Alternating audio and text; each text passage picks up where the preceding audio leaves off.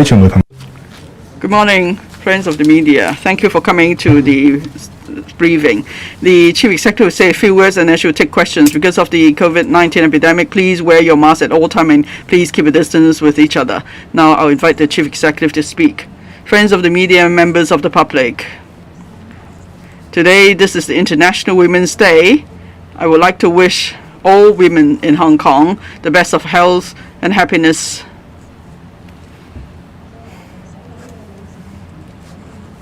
As the first female chief executive in Hong Kong, I always feel that I have an added responsibility in promoting the welfare of women. So today, since today is the International Women's Day, I would like to briefly report on the work we've done in the past years on promoting women's development. Now, in the 2018 policy address, I mentioned that we would be doing more to promote women's interests and rights. I mentioned 6 initiatives at the time. So I would like to give you a report on the progress of these 6 initiatives. They've been good. First, the statutory maternity leave has been increased from 10 weeks to 14 weeks. The additional pay cost shouldered by the government. Now, after legislative amendment, this measure has been put in place since December. Has been well received by the women's sector. And second question is that we would like to encourage all volunteers to become community caretakers for children or nannies, rather, community nannies, like so women could then take up work. And then at the 330 government facilities, we have provided breastfeeding rooms. And then in land lease condition, we have put in a requirement that for new shopping mall developments, there must be breastfeeding rooms. We've also amended the sex discrimination ordinance. And we have made it an offense to harass women breastfeeding their children. The fourth measure is that for the 2019 to 20 school year, for a specified age group of female students, they will be given the HPV vaccine. So far, 24,000 school children have received the vaccine. The vaccination rate is 85%. The first measure is that you might recall for women who unfortunately suffered miscarriage, there's been concern about the fetuses. So I've expressed sympathy and concern about that. So in April 2019, we've set up the first facilities for the burial of such fetuses. And then fifth measure is that we want to encourage more women participation in government work. So the latest rate of women participating in various government advisory committees is 34%. It's close to the target of 35%. I am confident that in the remainder of my term we will be able to achieve that target. I'm glad that too that the person in charge of the National Security Department under the Hong Kong Police Force is a woman. And then there's also the first woman becoming the head of Works Department. And then we're under the promotion of Miss Laura Cha. Listed companies will be encouraged to engage more women as directors. Now, the head of the listing division of the Hong Kong Exchange, she's a lady, Ms. Chen, and she totally endorses such an effort. And she expects that there will be more and more female directors in listed companies in the future.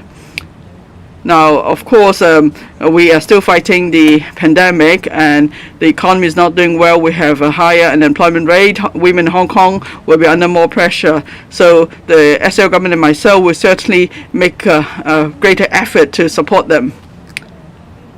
Now, I'd like to talk about the 13th, fourth session of the 13th MPC. They are considering an agenda item, that is the decision to improve upon the electoral system in Hong Kong.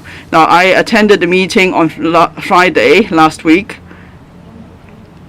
So taking the opportunity today, I would like to state again the position of the SAR government. Now we need to make sure that administration of Hong Kong is by patriots. That is the policy direction of one country, two systems, and it will ensure the full implementation of Hong Kong people administering Hong Kong a high degree of autonomy here. So the SAR government fully welcomes this effort to improve upon the electoral system in Hong Kong. And I fully agree that there are 5 principles to abide by in this task. I'll be going to that later. The SL government will be giving its full support in this task. Now, there are loopholes in the electoral systems. There are also flaws in the systems in Hong Kong. But then at the same time, as the Chief Executive, I fully understand that this is not a matter that could be addressed entirely by the SAR government. Now, after the enactment of the National Security Law, I'm glad that the central authorities have again exercised its or performed its constitutional powers to help address this problem for Hong Kong. Now, the approach is also same as for the national security law. That is, first there's a decision by MPC, and then the MPC Standing Committee will be empowered to make amendments to Annexes 1 and 2 to the Basic Law. So it's an approach of making a decision and then making legislative amendment. This is a timely and necessary approach. It's entirely lawful and constitutional. And we must not doubt the powers of the MPC to do so. Now, I mentioned 5 principles just now as we try to improve upon the electoral systems of Hong Kong. So what sort of principles do we have to abide by? Mr. Wang Chen, the Deputy Chairman of the MPC, gave an explanation. The first principle is that there must be full and accurate implementation of one country, two systems, Hong Kong people administering Hong Kong, and high degree of economy. Second principle is that we must defend the sovereignty of the country and the development interests of the country. So apart from the Constitution, the Basic Law must also go by the provisions of the National Security Law. The third principle is that we must administer Hong Kong in accordance with the law. So after the MPC has made the decision and after the MPC SC has made legislative amendments, there must still be legislative amendments to the relevant electoral legislation by the local government. The fourth principle is that we must have regard to the actual situation in Hong Kong. Of course, we have all seen what's happened in Hong Kong in the past years or so, and that's why the central government has no choice but to step in to help us address these issues. So we need to find an electoral system that is in line with the overall interest of Hong Kong. Now, the election committee is broadly representative, but at the same time we need to defend the rights of Hong Kong people to stand for election and to elect their representatives. The last principle, of course, is uniquely for Hong Kong SAR.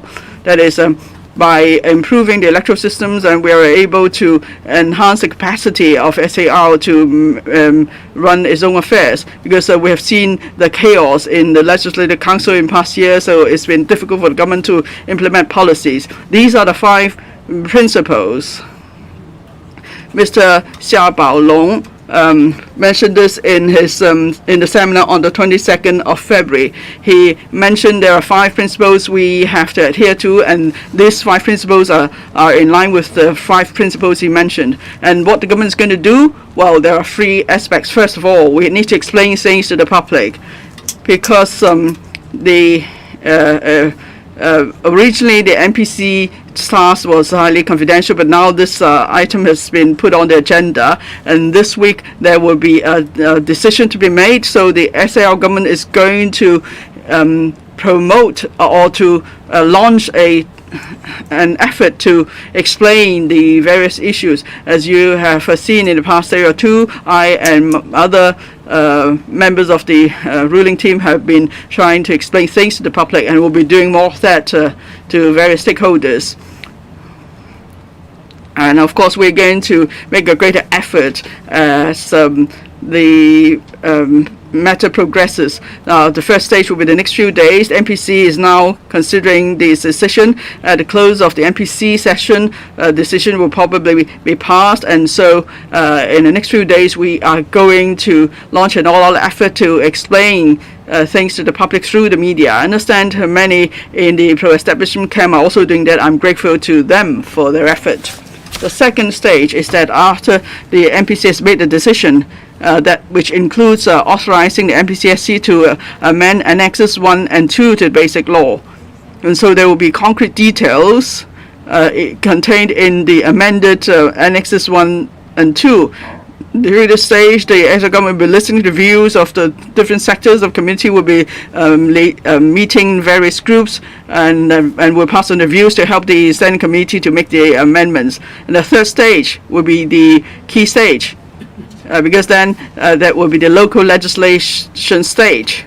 So we will be amending local legislation, and with the consent of the Executive Council, the bill will be tabled at LegCo for consideration, and hopefully the bill will be passed. So this is what we're going to do in explaining the relevant amendments. The second task we have to do is about amending local legislation. That will be a complex task, because there are more than 20 pieces of principal and subsidiary legislation involved, so there will be an immense task in making legislative amendments. The Constitution and Mainland Affairs Bureau and the Department of Justice will have dedicated teams to take charge of that. The third task is that after we have amended local legislation to fully and accurately implement the amended proposals in Annexes 1 and 2 to the Basic Law, the Executive Government then has to plan for the various elections in the next 12 months. We have a tight schedule, but I and the Executive Government will be giving our full to complete this mission. Now I'll see if there are any questions. Type of question. Please identify yourself before you put questions. The one with curly hair, please. RTHK. Now, with regard to the overhaul of the electoral system, was it your proposal, or was it the case that the central authorities would like to make improvements? Have you offered any input, any suggestions, and you'd like to share with us? Second, under the Basic Law, whether it is the chief executive election and the electoral election has to be an orderly, gradual and orderly progress. Do you think that this change is consistent with the principle of gradual and orderly principle? And election committee, in electoral, is it a transitional arrangement? How long is it going to be kept for? And what is the way forward for Hong Kong in terms of electoral development? And the election committee doesn't have a mandate, doesn't have as much mandate as direct election. How do you address this issue? Couple of questions there. First, if you notice, I made statements before that emphasize the fact that the electoral system is not part of the autonomy for Hong Kong. It is something for the central authorities, and the electoral system is an important part. So to improve the electoral system, it is the initiative of the central authorities. It is led by the central authorities. The decision-making power is beyond doubt. If you ask me, as chief executive, in particular, we have gone through the most severe period, the most serious problems in Hong Kong over the recent past. As chief executive, I can see that there are flaws in the electoral system, and this may jeopardize the sovereignty, the development interest, and the long-term development, long-term stability and prosperity of Hong Kong. I must say that we don't have the power to deal with it. It is somewhat like the national security law. We saw Hong Kong's safety being jeopardized. We saw external elements jeopardizing Hong Kong's safety. It is impossible for us to enact the national security laws, so it has to be undertaken by the central authorities. So for the central authorities to take the lead, I welcome that. I'm fully supportive of this. Second, this is an important matter. As chief executive of the SAR, I do have the dual responsibility. I'm responsible to the Hong Kong SAR. I'm also responsible to the CPG, and the central authorities will be taking the lead over this matter. So in this process, I have indicated my views. I noticed that the Vice Chairman of NPC, Mr. Wang Chen, made the statement, and Mr. Han Zheng, when meeting Hong Kong delegates, also listened to the views. And I can say that I represent the Hong Kong SAR government. This is highly confidential. Even within the governing team, there are not that many who know about this. I cannot say what input I've given and what has been taken on board by the central authorities. The chief executive, the exchanges between the chief executive and the central authorities cannot be divulged.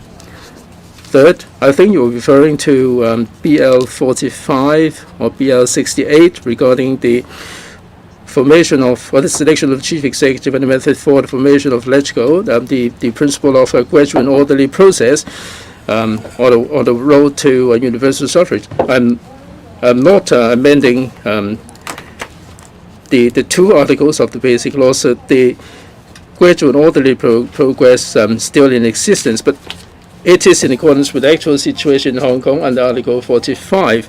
As we can see, the actual situation in Hong Kong is plain for everybody to see. Over the years, we've seen this pan-political situation. In recent times, there are suggestions of independence, self-determination, referendum, and the introduction of external influence into Hong Kong. And this is the plain situation before us.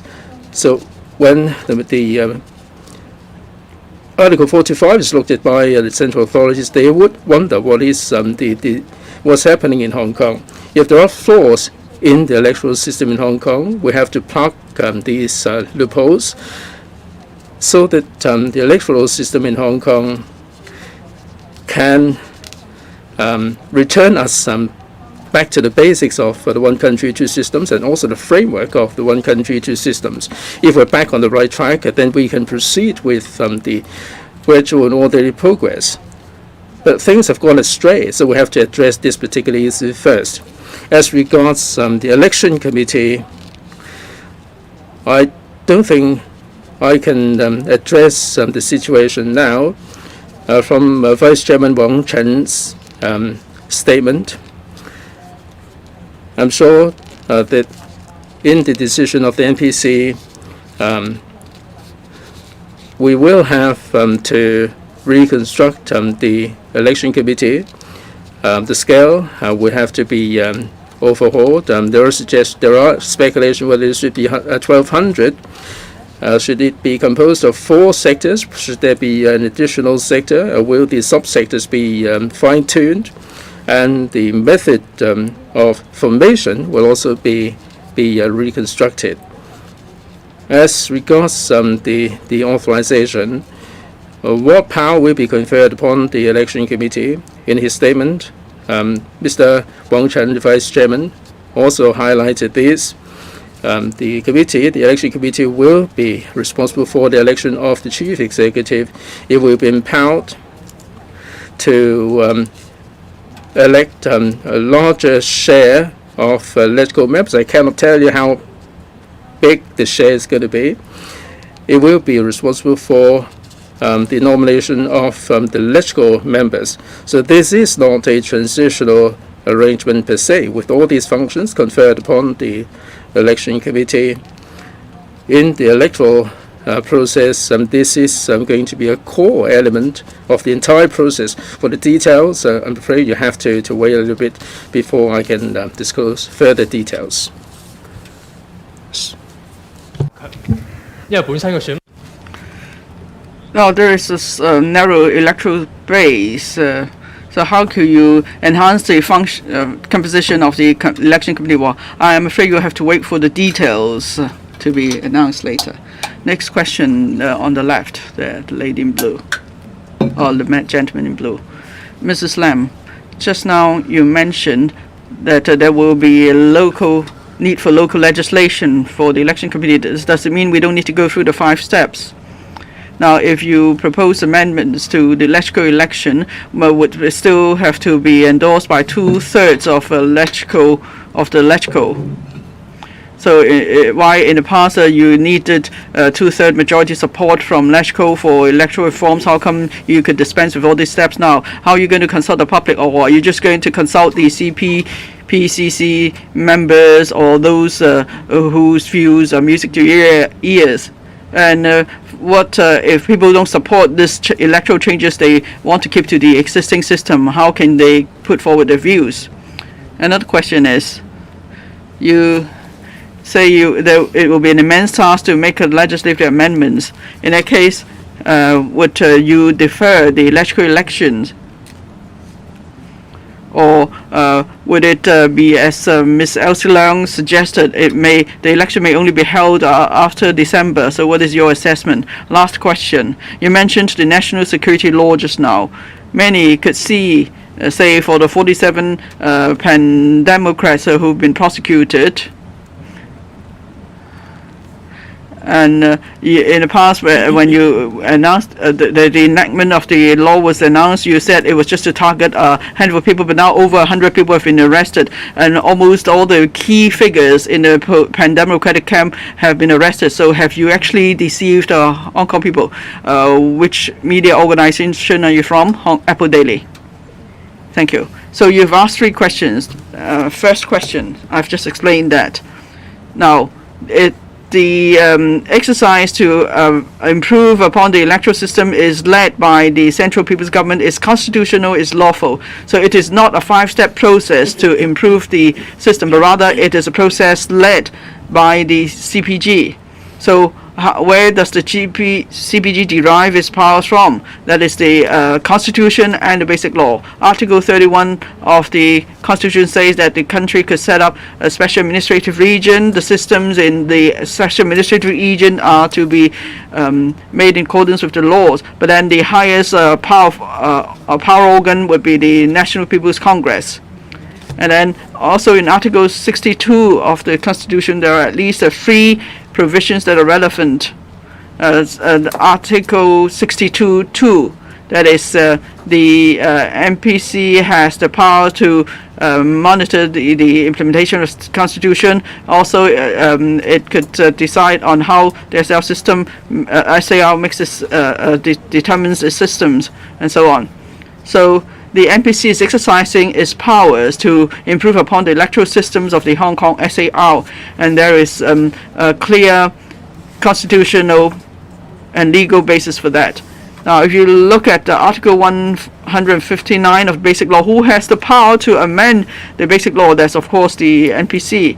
Of course, certain procedures have to be gone through, say, securing 2/3 majority support of electoral if changes are proposed by the SL government. But this time round, the exercise is led by the CPG. That's why there is no need to go through the other steps that you just mentioned. As for the legislative exercise to be carried out by the SL government, it's the same as any other legislative exercise we carry out. It will be in the form of a bill to table at Electoral, and it has to be passed by the majority support of the Legislative Council. There is no need to initiate another 5-step process. Now, how can we hear the views of the people of Hong Kong? In fact, the views of the people of Hong Kong have been clear over some time. People have seen chaos in Hong Kong. We had the black shirt riots, and then later on the Legislative Council was in a state of chaos. So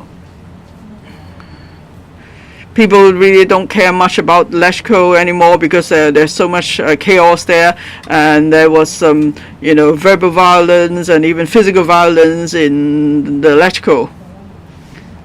So we have seen these problems for some time now arising from a flawed electoral system. The members of the public have expressed their wish for improvements to be made. Now, time is of essence, of course, in this task. We know there is an urgency to proceed with this task since we have a number of elections to be held. So we need to make local legislation to fully implement the requirements. But then the electoral laws, of course, only cover narrow scope, and that's why I said we have to amend many pieces of legislation.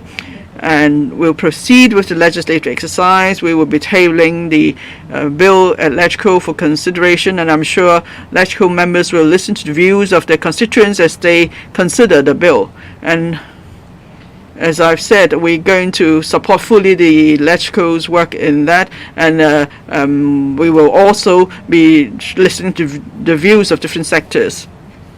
Your second question is about the upcoming Electoral election. Last year, because of the pandemic, we passed an emergency law so that the elections for the 7th Legislative Council has been deferred to the 5th of September this year. And in between, the NPCSC made the decision to deal with that period in between before the election. This decision was for the 6th term of the Legislative Council to be extended for no less than 1 year. But of course, in the local legislation, we've given a specific date, that is the 5th of September for the elections. Now, I cannot tell you at this point whether we need to further defer the election, but then we have a mammoth task ahead of us. In particular, if the election committee is to be given new responsibilities to produce a number of electoral members, of course, we must first then proceed with the election of the election committee before we proceed with the election of the 7th electoral. In any case, we are working full speed to prepare the necessary local legislative exercise. And then later on, of course, we'll be explaining to reporting to you when we're going to hold the election for the 7th electoral. Of course, another factor to consider is the pandemic. Of course, we hope the pandemic will not be as severe as it was last year. And with vaccination, we hope that we'll be able to make progress in our fight against the pandemic. And then we could proceed with the election of the electoral on the date as decided after we have improved the electoral system. Your third question is about the national security law. Now, the law was enacted on the 30th of June last year. We've been proceeding with the various tasks in an orderly manner.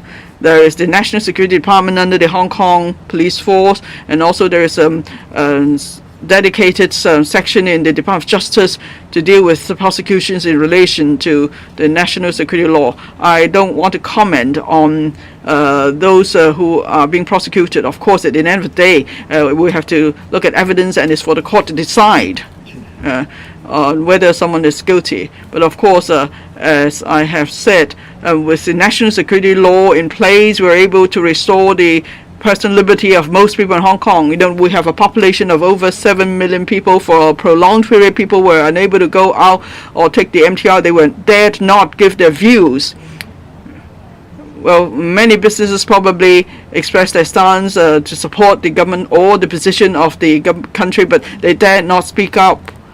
And then during the epidemic, some hotels dared not to rent the rooms to us for quarantine purpose because their fear arising from the Black Shirt riot.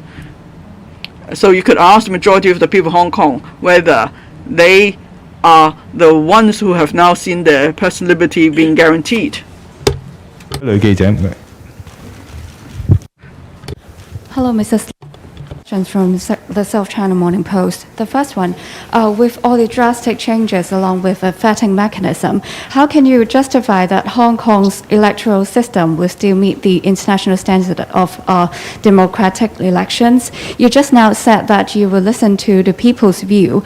Could you clarify, will the government launch a public consultation exercise on that? The second question, some critics and scholars say that the decades of efforts to improve the democracy in Hong Kong now has come to nothing with Beijing's proposed changes. Will you take the responsibility for the retrogression, given that the months of unrest in 2019 happened during your term of office? The third question is about yourself. Will you run for the CE election next year, and are you confident that you will still enter the race with the tightened threshold for running the CE election? Thank you. Well, let me give a very succinct and clear answer to the last question first.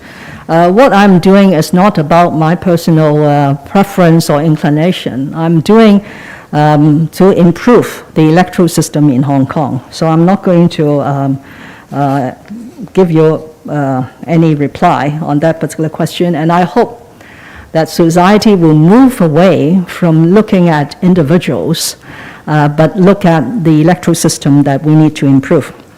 Let me address seriously the other questions. One is there is no so-called international standard of democracy. Every democracy has to look in the proper context of that particular country or that particular place. One will also have to look into the evolution of the system over a very long period of time. So the most relevant context to look at Hong Kong's electoral system and political development is one country, two systems. If one country, two systems could not be safeguarded, there is no point to talk about any other thing, because Hong Kong's prosperity and stability will not be assured.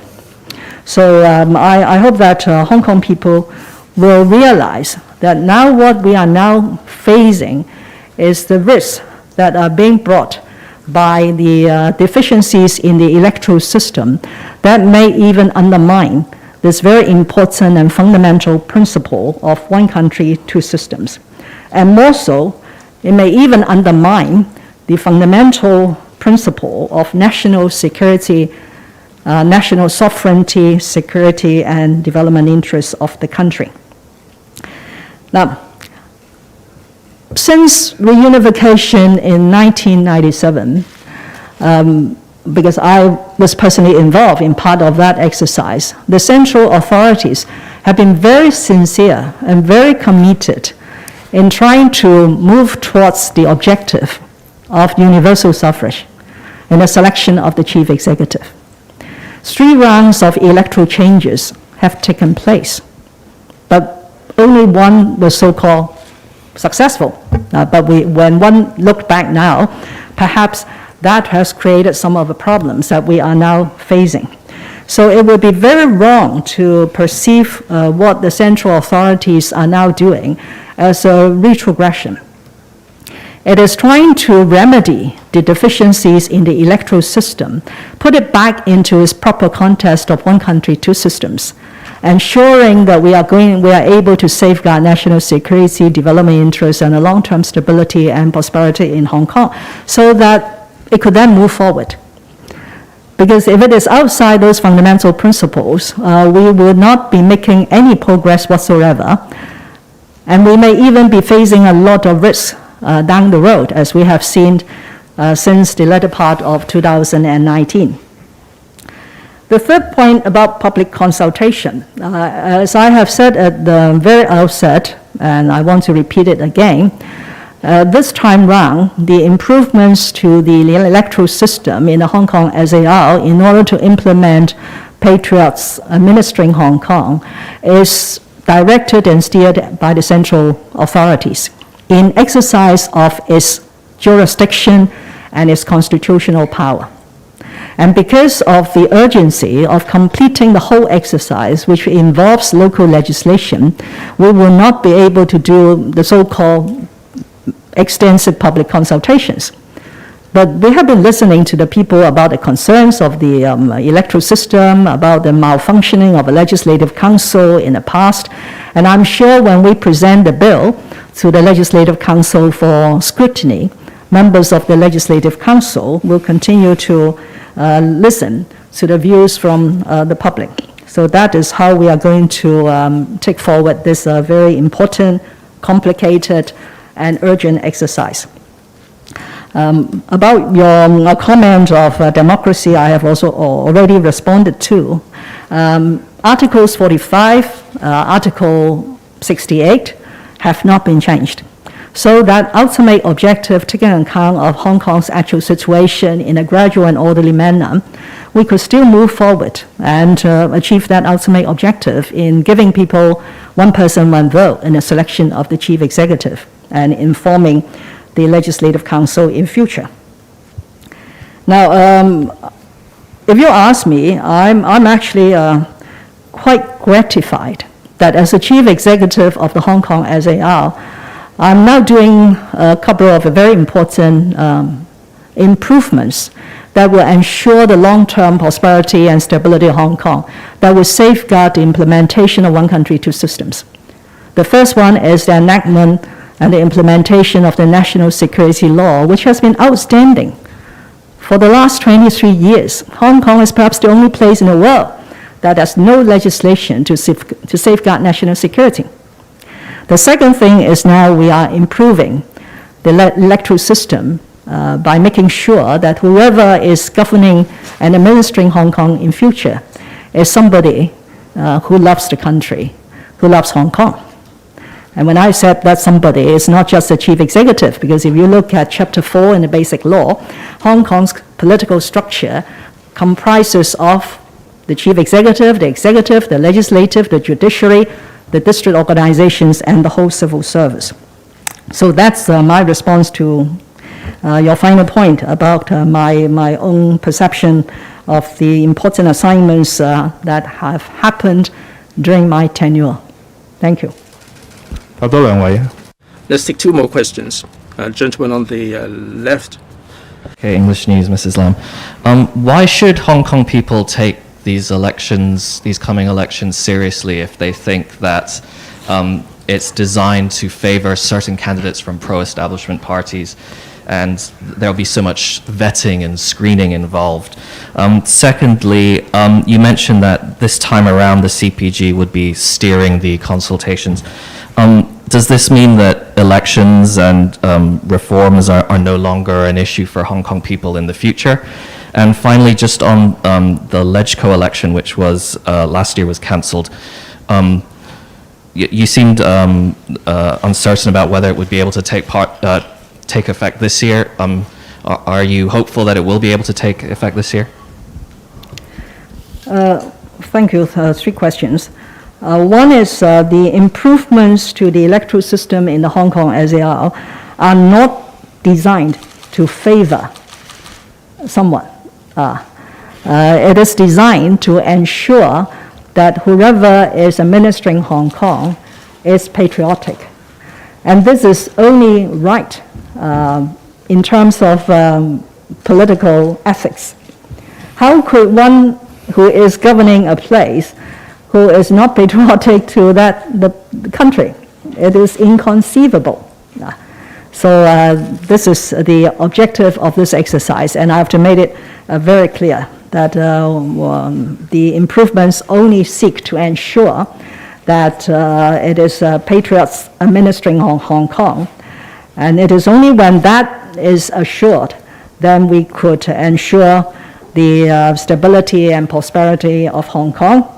We could effectively safeguard Hong Kong SAR's constitutional order under the Basic Law, and we could also effectively resolve those deep-seated problems in Hong Kong and achieve Hong Kong's prosperity and stability.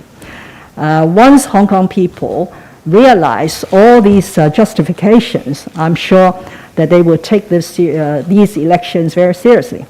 Because by returning people who are patriotic, who are going to follow the one country, two systems, then Hong Kong will have a much brighter future in terms of economic development and prosperity. Now, whether Hong Kong people will continue to have a role in the future development of Hong Kong's political structure, the answer has to be yes. Yeah. But it has to take place within the proper constitutional framework, and that is one country, two systems. What we are now seeing is deficiencies in the electoral system, which could be exploited by people, including some external forces, and hence return politicians who may take advantage of their position to undermine governance, or even to undermine national security and development interests of the country. So when everything is now being restored to its proper constitutional order, since Basic Law Article 45 and Basic Law Article 68 are being maintained and retained, then the chance will come, the time will come for Hong Kong's political system to continue to move forward in a gradual, orderly manner with a view to achieving that ultimate objective of universal suffrage in the selection of the chief executive.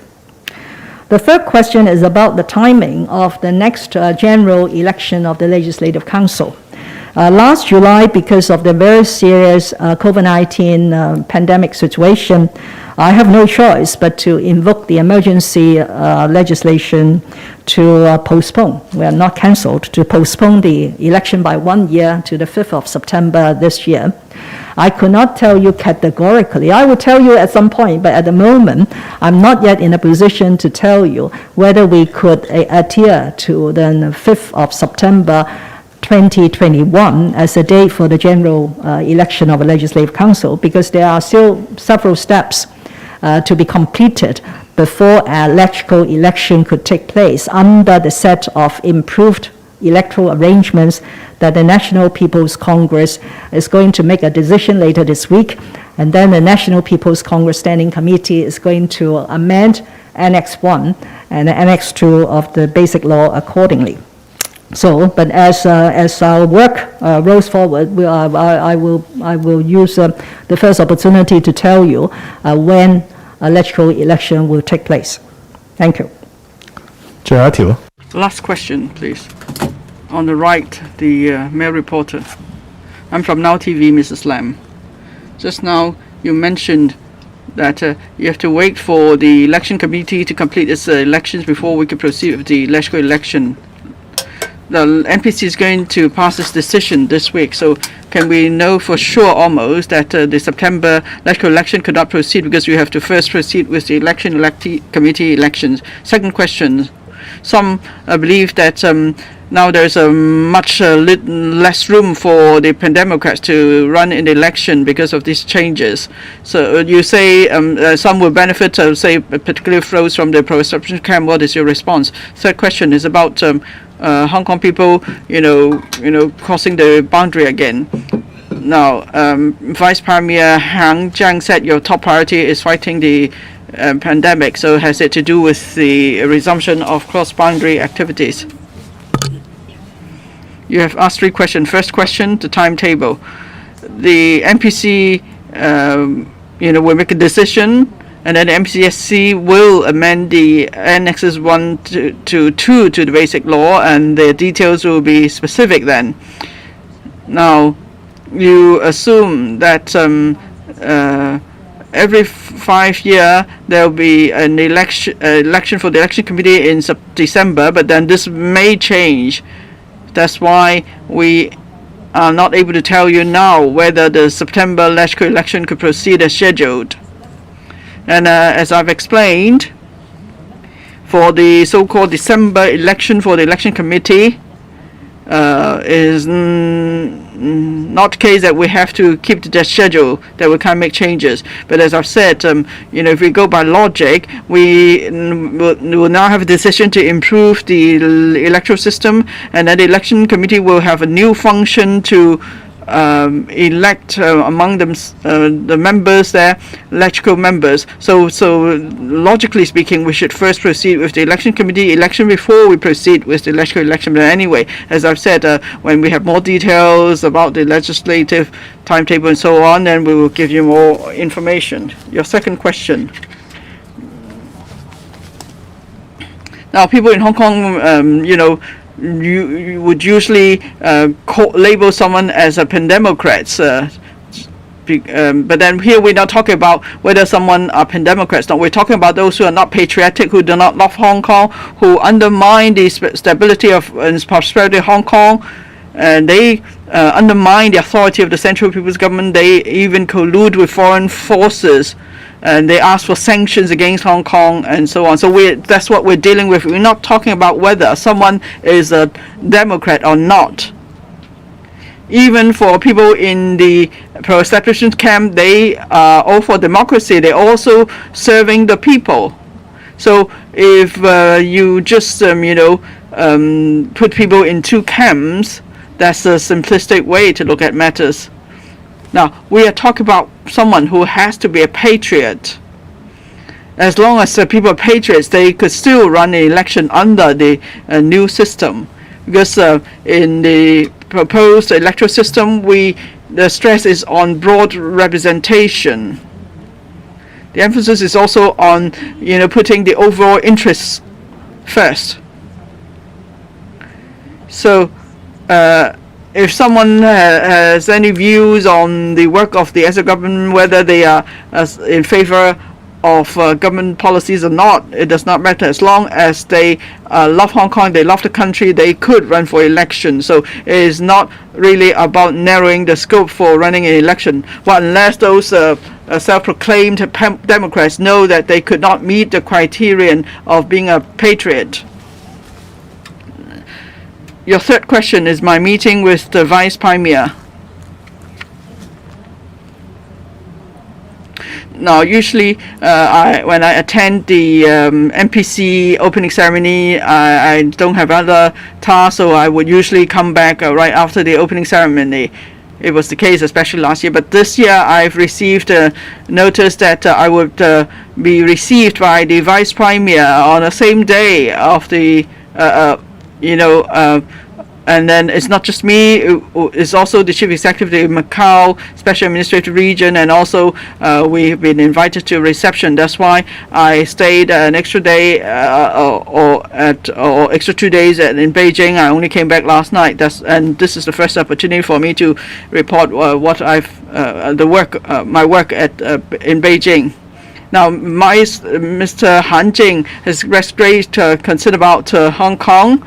In the 1 hour meeting, we talk about a host of issues such as housing and land supply, and also the epidemic that you just mentioned. Now, Vice Premier Han is well aware of the strong aspiration of many people in Hong Kong that we would resume cross-boundary movements as soon as possible, because we do have close ties to the mainland. So that's why he's encouraged us to continue to try to put the epidemic under control. And once the epidemic has been put under control, then of course it's a matter of course to resume cross-boundary movements. But then we must first make sure we could put the epidemic under control, and that's what we will focus on. So I'd like to make an appeal here. I understand that people have expressed concerns about the vaccination program. This afternoon, there is an expert committee on clinical events following COVID-19 immunization. They will according to the second meeting, and then they were giving a report of their work afterwards. After the first meeting, they immediately met with the press to tell you that a death case was not related directly to the vaccination. But of course, we should leave it to the experts. We must let them study all the clinical data and the autopsy report, and then they will be coming out to explain things to you. Now, but of course, vaccination is important to make sure that to allow the epidemic to put under control, and putting under the epidemic under control is important for resuming cross-boundary movements. So the government will proceed with its effort to